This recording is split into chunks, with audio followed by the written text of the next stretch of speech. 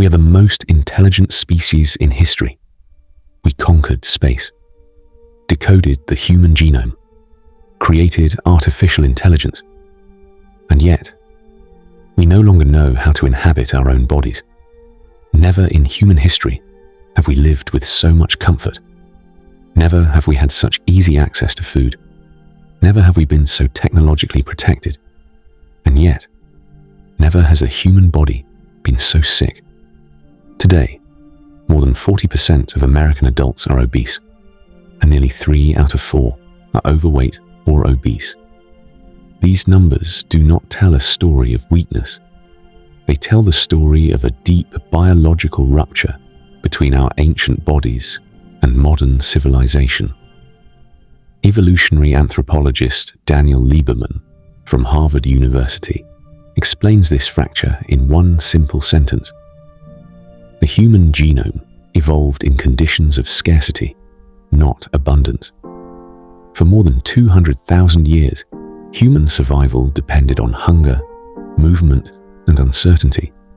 Food was rare, movement was constant, stress meant danger. Our biology evolved for survival, to seek calories, to store fat, to conserve energy. Then, in barely 1 century, we built a world of permanent abundance, but our biology never had time to adapt.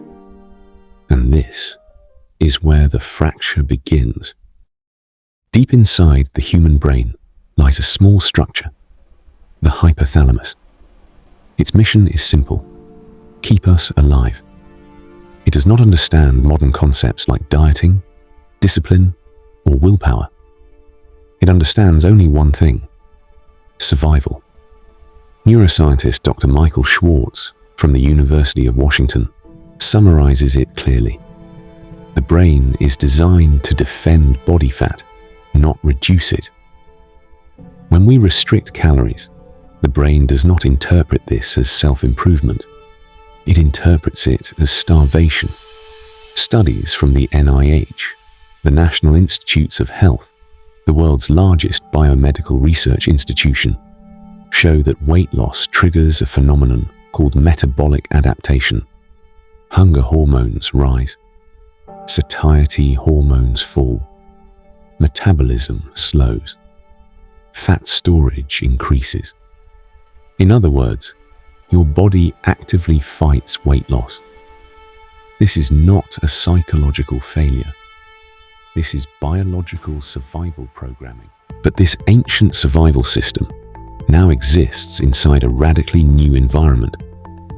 Today, more than 55% of all calories consumed in the United States come from ultra-processed foods. These foods are not designed to nourish. They are designed to stimulate. NIH researcher Dr. Kevin Hall explains, ultra-processed foods are engineered to maximize reward, not satiety. They combine sugar, fat, salt, and artificial textures to hyperactivate dopamine circuits, the same neurological pathways involved in addiction. This is no longer nutrition. It is neuroengineering through food. We no longer eat to nourish the body. We eat to stimulate the brain. At the same time, American society has become a society of chronic stress, work pressure, economic insecurity, permanent connectivity, sleep deprivation, social isolation. According to the American Psychological Association, more than 77% of Americans report daily chronic stress. Harvard Medical School explains its biological impact. Chronic stress fundamentally alters metabolism and fat storage. Stress elevates cortisol, and cortisol sends a powerful biological message: danger, store energy, survive.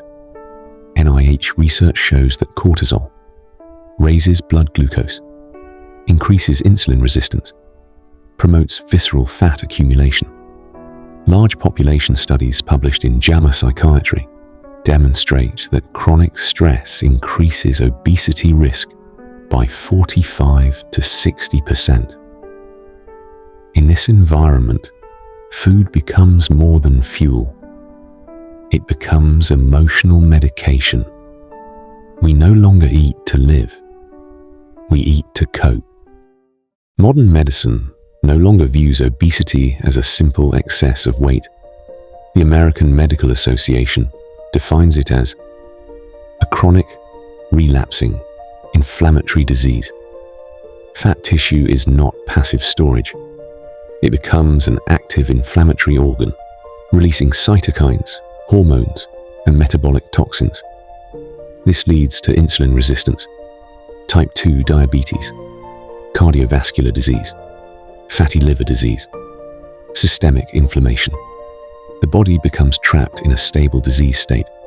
This is not lifestyle failure. This is biological pathology. In response, modern pharmacology attempts to repair broken biological signals. Medications such as GLP-1 receptor agonists, Ozempic, Wegovy, and Mounjaro do not simply cause weight loss. They restore satiety signals destroyed by the modern food environment. Clinical trials published in the New England Journal of Medicine show sustained weight reductions of 15 to 22%, along with dramatic improvements in metabolic health. Yet these medications raise a deeper question. Are we repairing the human body, or adapting it to an increasingly inhuman world? Because the food environment is not accidental. The Lancet Commission on Obesity states, the food environment is a political creation. Agricultural subsidies, industrial lobbying, and economic policy shape what we grow, process, and consume. In the United States, billions of dollars subsidize corn, wheat, and soy, transformed into high fructose corn syrup, industrial seed oils, and ultra-processed foods. What we call personal choice is often a structural constraint. Obesity is not accidental. It is economically profitable, politically tolerated, and biologically destructive. We have built a society faster than our brains, food more addictive than our defenses, a rhythm harsher than our physiology. And then we ask the body to adapt. Obesity is not a weakness. It is the biological language of an ancient body confronted with a world that has become incompatible with human nature. What if the greatest challenge of the 21st century is not to fix our bodies, but to redesign our societies so they once again fit human biology? You are not broken. You are human.